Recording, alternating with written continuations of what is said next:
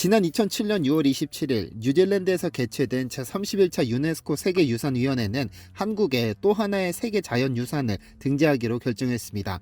바로 제주 화산섬과 용암동굴인데요.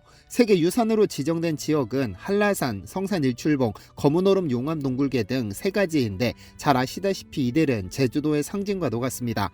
남한에서 가장 높은 한라산, 제주도 360개 오름 중 바다에서 우뚝 솟아올라 극적인 장관을 연출하는 성산일출봉, 그리고 전 세계에서 가장 아름다운 동굴계로 손꼽는 검은오름 용암동굴계까지 무엇 하나 아름답지 않은 것이 없죠. 그중 검은오름 용암동굴계는 다른 두 개에 비해 덜 알려지기는 했지만 등재 기준이 놀랍습니다. 유네스코에 따르면 전 세계에서 이와 유사한 동굴계 중 가장 우수한 것으로 평가되는 검은오름 용암동굴계는 이런 종류의 용암동굴을 이미 본 적 있는 사람조차 빼어난 시각적 효과에 감탄한다. 동굴 천장과 바닥에는 형형색색의 탄산염 생성물이 장식되어 있으며 탄산염 침전물은 어두운 용암벽에 벽화를 그린 것처럼 군데군데 덮여 있어 독특한 볼거리를 연출한다고 쓰고 있는데 아직 저도 가본 적은 없지만 꼭 한번 가봐야겠다는 생각이 듭니다. 그런데 얼마 전 제주도에서 공사 도중 새로운 용암동굴이 새롭게 발견됐다는 사실을 알고 계시나요? 암벽이 우르르 무너지며 완전히 새로운 세상이 드러났죠. 안녕하세요, 디스멘터리입니다. 위에서 잠시 설명드린 검은오름 용암동굴계는 약 30만 년 전 해발 454m에 불과한 작은 화산인 검은오름에서 분출된 용암이 지표를 따라 약 13km 떨어진 해안까지 흘러가며 만들어진 여러 개의 용암동굴을 말하는데 이들은 각각 뱅디굴, 만장굴, 김영굴, 용천동굴, 그리고 당첨을 동굴이라는 이름이 붙었습니다. 그리고 전부 세계 자연유산으로 등재됐죠. 이 중 가장 규모가 큰 동굴은 만장굴로서 동굴의 길이와 규모는 세계적 수준이며 만장굴과 김영굴은 길이뿐 아니라 통로의 규모 면에서도 세계에서 손꼽힙니다. 또한 뱅디굴은 미로형 동굴로서 세계에서 가장 복잡한 통로의 형태를 보여줍니다. 용천동굴과 당첨을 동굴도 빼놓을 수 없는데 이들 동굴 내에는 용암동굴 내에서는 흔히 볼 수 없는 석회질 동굴 생성물이 성장하고 있으며 이들 동굴 생성물의 규모, 형태, 분포 및 밀도는 가히 세계적인 수준이라 평가됩니다. 특히 종유관, 종유석, 석순, 석주, 휴석, 커튼, 동굴산호 등 다양한 동굴 생성물이 잘 보존된 이 동굴들은 전 세계적으로 용암동굴 내에 탄산칼슘으로 이루어진 2차 동굴 생성물이 가장 발달된 동굴로 평가되죠. 당첨을 동굴은 규모가 매우 작지만 이 동굴 내에서 발견되는 석회질 동굴 생성물은 세계에서 가장 아름답다고 인정되며 용천동굴의 큰 규모와 석회질 동굴 생성물은 세계 어디서도 볼 수 없는 화려한 장관을 이룹니다. 그런데 이렇게 수많은 동굴이 이미 발견됐지만 제주도에서는 지난 3월 또 하나의 용암동굴이 발견됐습니다.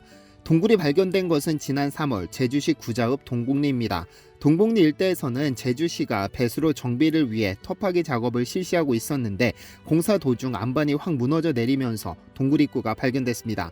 그리고 그 안이 뻥 뚫려 있는 모습을 발견한 공사업체는 이를 즉각 지자체에 신고하면서 공사는 중단됐는데요. 세계유산본부는 동굴 발견 신고 즉시 공사를 중단시키고 전문가와 함께 현장을 확인했고 그 결과 용암동굴이라는 사실이 밝혀졌습니다. 동굴 입구는 지표에서 약 2m가량 아래에 있고 입구 직경은 3m로 파악됐으며 동굴의 길이는 약 400m에 이르는 것으로 알려졌는데요. 이에 제주도는 배수로 공사는 무기한 중단하고 내년 실태조사를 포함해 정밀조사를 계획 중이라고 하죠. 사실 동복리에서 이러한 용암동굴이 발견된 것은 이번이 처음이고 이렇게 긴 용암동굴이 발견된 것도 이례적입니다만 세계유산인 검은오름 용암동굴과 직접적인 연관은 없다는 것이 전문가 의견입니다. 동굴은 동북리 주변의 오름과 인근의 곶자왈 생성 시기 등을 고려하면 약 3만 년 전에 형성된 것으로 추정되는데 아직까지 드러난 것은 이것뿐이지만 전문가들은 주변에 추가 동굴이 발견될 가능성이 높다고 보고 있습니다. 한편 제주도 세계유산본부는 이 동굴을 제주도 지정 문화재 등록이 가능한 나 등급 수준으로 판단했는데 아마 내년도 동굴 실태조사 및 정밀조사를 통해 좀 더 정확한 정보가 밝혀질 것으로 기대하고 있습니다. 제주도를 한 번이라도 다녀오신 분이라면 느끼셨을 텐데 이미 제주도에는 수많은 용암동굴이 존재하고 있습니다. 검은오름 용암동굴계뿐 아니라 한림읍에는 협재굴, 쌍용굴, 황금굴, 소천굴, 초기굴 등 많은 용암동굴이 존재합니다. 그중 협재굴과 쌍용굴 그리고 황금굴은 용암동굴에서는 절대로 형성될 수 없는 석회질 종유석과 석순 등이 성장하고 있어 학술적 가치가 상당히 높은 곳이죠. 제주도에서 발견된 용암동굴만 약 160여 개에 이르는데 제주도를 형성한 무수한 화산 활동과 그에 따른 용암 흐름까지 고려한다면 아직까지 발견되지 않은 동굴들이 지하에 무수히 많을 것으로 추측됩니다. 그런데 제주도에 워낙에 많은 동굴이 있고 세계 자연유산까지 있다 보니 제주도에는 유네스코 전봇대도 존재합니다. 검은오름계주 만장굴 옆 도로변의 한 전봇대는 유네스코 전봇대라는 별명이 붙었습니다. 겉보기에 평범하기 짝이 없는 평범한 전봇대지만 이게 없었다면 유네스코 세계 자연유산이 없었을지도 모릅니다. 2005년 5월경 한전은 이 주변에서 전주 이설 작업의 일환으로 전봇대 및 지하를 파헤치고 있었습니다. 그런데 갑자기 땅이 푹 꺼지더니 그 아래에서 동굴의 흔적이 발견됐죠. 한전 직원은 즉시 작업을 중단하고 북제주군청 문화공보과에 이 사실을 알렸고 제주동굴연구소가 합동조사를 실시했습니다. 그런데 현장 조사를 실시한 관계자들은 입이 쩍 벌어지는 광경을 목격했습니다. 전봇대 아래 동굴에서 동화 속에서나 나올 법한 환상적이고 황홀한 비경이 눈앞에 펼쳐졌기 때문입니다. 이 동굴이 바로 검은오름계 용암동굴의 대표격인 용천동굴입니다. 당시 제주도는 먼저 발견된 당첨물 동굴과 만장굴을 세계 자연유산으로 신청하려고 준비 중이었는데 용천동굴까지 발견되면서 등재 준비에는 탄력이 붙었습니다. 더구나 용천동굴은 이전까지 알려진 동굴과는 성격 자체가 달랐습니다. 하얀색과 노란색, 붉은색이 어우러진 석회질 생성물이 동굴 절반을 덮고 있으며 800m 길이의 호수가 동굴 내부를 흐릅니다. 1000년 전 동굴에 들어온 신라인들은 토기 20여 점과 철제망치 1점을 포함 철기 3점, 멧돼지 뼈를 남겼죠. 동굴 속 어두운 환경에 적응하느라 눈이 멀어버린 물고기도 살고 있습니다.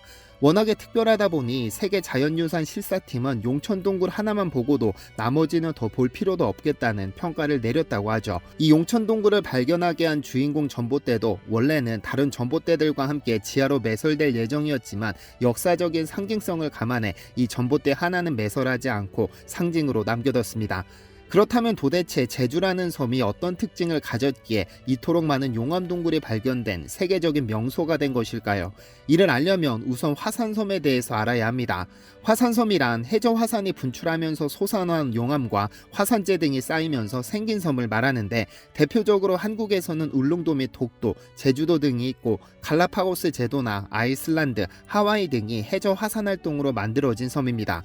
언뜻 제주도를 화산섬이라고 하면 단번에 한라산을 떠올리는 경우가 많은데 한라산이 해발 1950m로 제주도의 상징이자 남한에서 가장 높은 산이다 보니 자연스럽게 그렇게 연관지어 생각할 수 있습니다. 하지만 제주도의 탄생은 그렇게 단순하지 않습니다. 한라산 하나로 만들어진 섬이 아니라는 것이죠. 현재 제주도를 만든 화산 활동은 신생대 제4기라 하여 약 180만 년 전으로 거슬러 올라가야 합니다. 제주도의 화산 활동은 수성 화산 활동과 함께 시작됐습니다.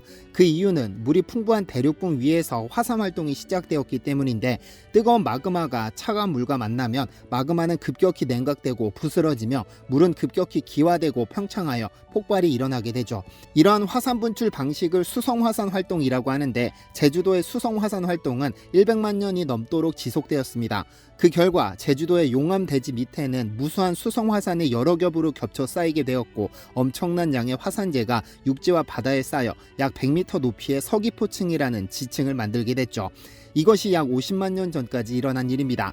이후 해수면 위로 제주도가 성장해 육상에서의 화산 활동이 이어졌는데 약 45만 년 가까운 시간 동안 용암과 화산재가 쌓이길 반복하면서 지금의 타원형의 제주도 형태를 갖추게 됐는데요.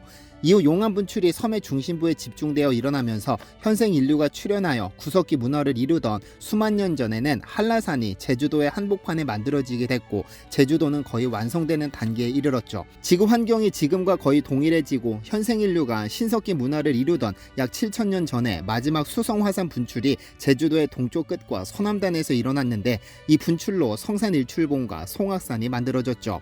그러니까 오늘 살펴본 다양한 용암동굴은 180만 년 전 바다 깊은 곳에서부터 시작된 화산 활동으로 만들어지기 시작했습니다. 물론 제주도가 해수면 위로 떠오르고 난 이후 분출된 용암이 땅 아래로 흘러가면서 거대한 통로를 만들었죠.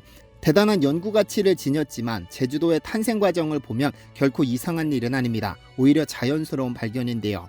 이처럼 우리 땅 제주는 묘한 탄생 이야기를 가진 소중한 섬입니다. 다만 너무 아름다운 미관과는 달리 그 안에는 제주 4.3 사건과 같은 슬픈 역사도 있고 방문객과 원주민 간의 갈등도 존재합니다. 제주도를 단순한 휴양지가 아니라 용암동굴이 나올 때 신기하다고만 생각하고 말 것이 아니라 아주 긴 역사를 가진 소중한 우리 땅으로 인식하고 아끼는 마음을 모두가 가졌으면 합니다. 시청해주셔서 감사합니다. 디시멘터리에서는 여러분의 제보를 기다립니다. 제 채널에서 다뤘으면 좋겠는 뉴스 또는 널리 알려졌으면 하는 영상은 디시멘터리 네이버.com으로 보내주시면 소중히 제작하겠습니다. 시청해주셔서 감사합니다.